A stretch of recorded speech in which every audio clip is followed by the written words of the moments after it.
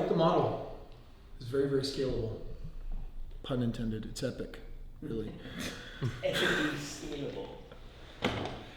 Kris, I got a quick question. So on number one there, in that discovery phase, at any point, is the conversation with the business owner at all where they are in regards to exit? Yeah, it has to be. I think you would definitely want to understand, like, what are your objectives? What are your goals? What do you feel stuck? What would you be worth later? And the reason I ask that is because if my answer is yes, I now know that I want to exit and I have a time, I'm paying $25K for you guys to, number one, increase my revenue because I'm going to be making more money while this is going on, and number two, you're going to make my company more valuable, so I'm going to make more money on the exit. I mean, I wouldn't even flinch at $25K, and if I do, then I'm not serious about exiting.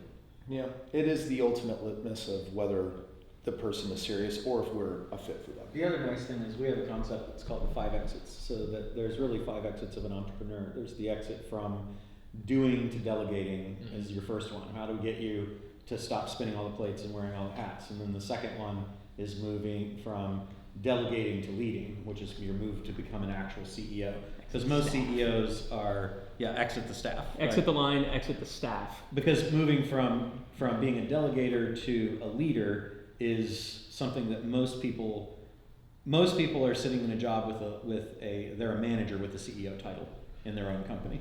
They're not true CEOs. So that's moving there. Then the next one is exit from the org chart. So you're off the org chart now, you're not the CEO, you don't have any direct reports, you're on the board, you move from leading to governing, then you move from the board, off the board to moving from governing to investing. Now you're an investor in the company, and then the ultimate exit is when you sell your equity in the company. So those 5 exits are really cool because we don't have to have somebody raise an objection of, well, but I don't want to sell my company right now. Well, okay, but where are you? Which exit do you want? Yeah, which exit are you at? Right at a minimum, we got to get you to exit the staff. Exactly. Absolutely. I mean, You're recording that, right? exit the line, exit the staff, exit the org chart, exit the board, exit the company. Yeah. They're Exit one of ownership. those 5, without a doubt. Yeah. They're one of those 5. Yeah. And then that's one of the books that's coming out, is the 5 exits, which will also be great to. When you won't be out, I'll read it. But yeah, that would be an aspect of the discovery process. Is what do you want? Like, what do you want your 3 coming out ideal exit first to be? quarter. It's good, huh? You say scalable, you mean it. That's awesome. What's cool is that's a book, and actually the Scale and Exit book and the 5 Exits book, your CEO Bootcamp book, and Well, really get scalable. Scale and exit still needs to be finished because it was going to be the 7 levels. okay. But anyway, those are all. But my point is, regardless of where they are, that those books are all. You got button on the books. They're sent to everybody that's got YPO. Like the way that you get YPO is you basically just take Zoom info and put all of the qualities of a YPO company in there. It's 17 million in sales or whatever it is now, 15.5 I think, 15.5 in sales. X number of employees, been around for this long, and then there's probably about 35 to 50,000 of those companies, and we just start mailing them 2,000-3,000 a month.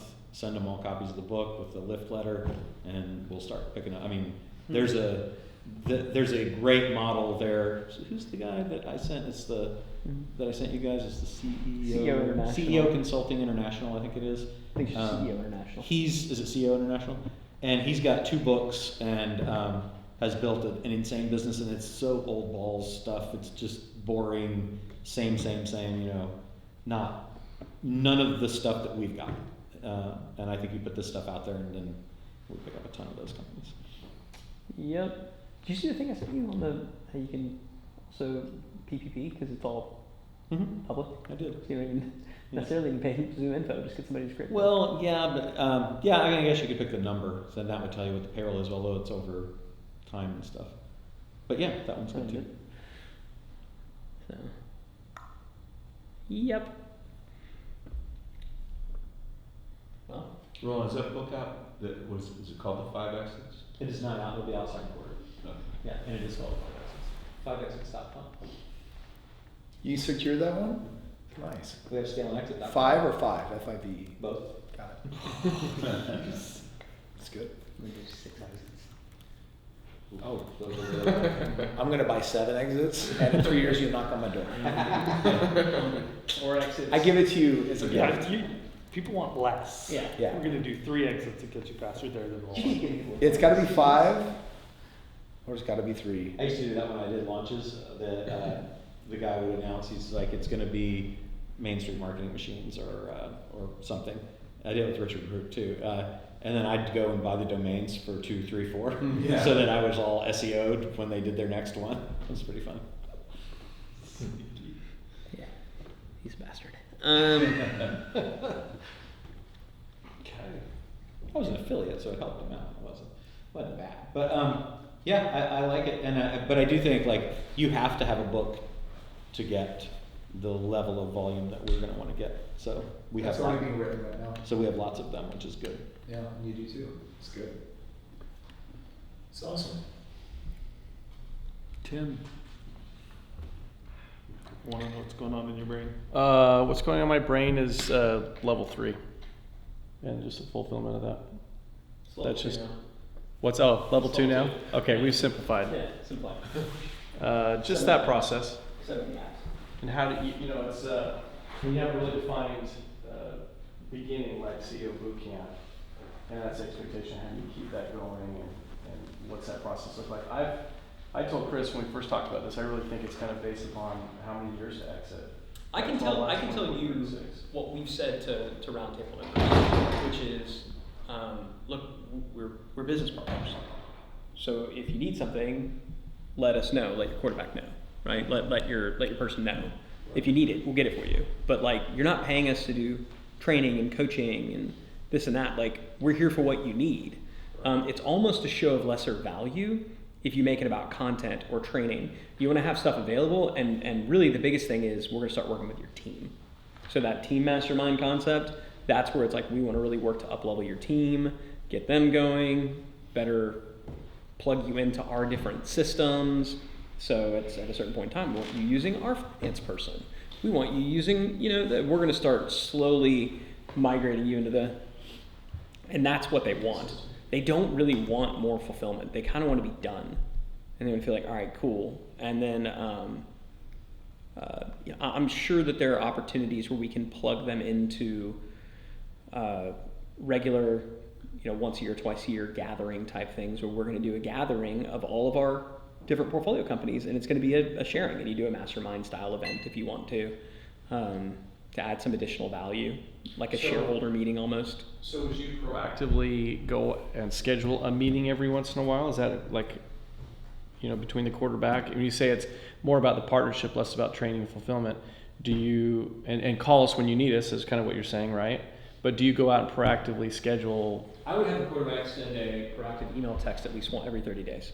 Hey, how's it going? Anything that you need, so that we're showing that we're being proactive about, and also following up on commitments that they made. Mm-hmm. So if they said they would do that. Kris was most interested in is the quarterback has the time. Yeah. Where they're not worried about scheduling a weekly thing. Yeah. It's more, hey, did you do this? Did Yeah, you it's clean not up about this having on a the standing P&L? meeting. They don't need more standing meetings. They don't want it. It's about Access when they need it? access when you need it, and frequent outbound check-in. Like, Yep. how's it going? Did you do this thing? Remember we talked about that? Did you wind up connecting with so-and-so? It really is that kind of, how's it going? How's it going? How's it going?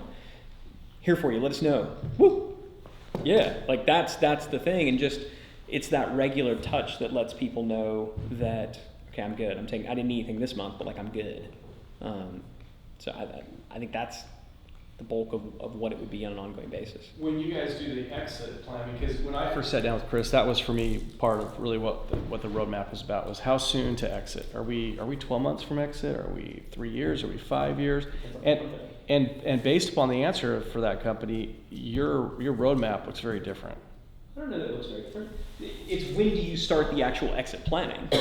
So basically what you have is essentially, you have a CEO boot camp that is the first 90-day kickstart, right? And then at some point, they're going to want to get exit ready.